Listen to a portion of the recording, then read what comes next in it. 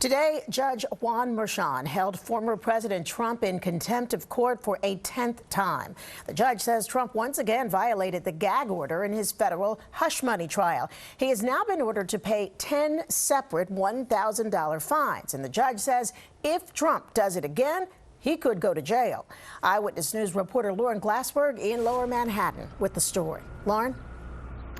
Well, Sandra, day 12 and the big news happened even before the trial resumed this morning. You'll recall that last Monday, the prosecution asked for a hearing in which they said that Trump had violated the judge's gag order 4 times. Today, Judge Juan Merchan made a ruling on that hearing, finding that Trump had indeed violated his gag order 1 of those 4 times.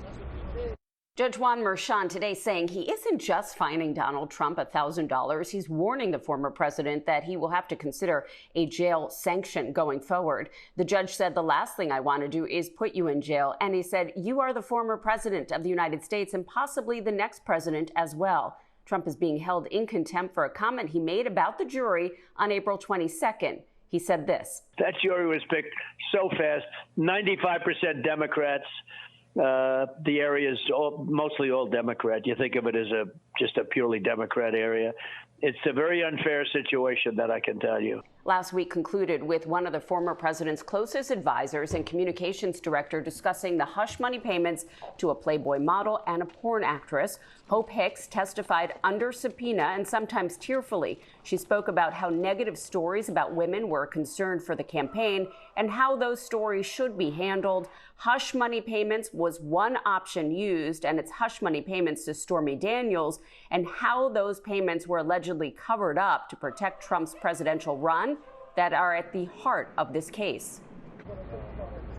And right now, Jeffrey McConney is on the stand. He was the former controller at the Trump Organization, and he's going to be important for the prosecution to show a paper trail in terms of those hush money payments and how they were covered up. The jury saw handwritten notes this morning from McConney as well as from Alan Weisselberg. He's the former CFO from the Trump Organization.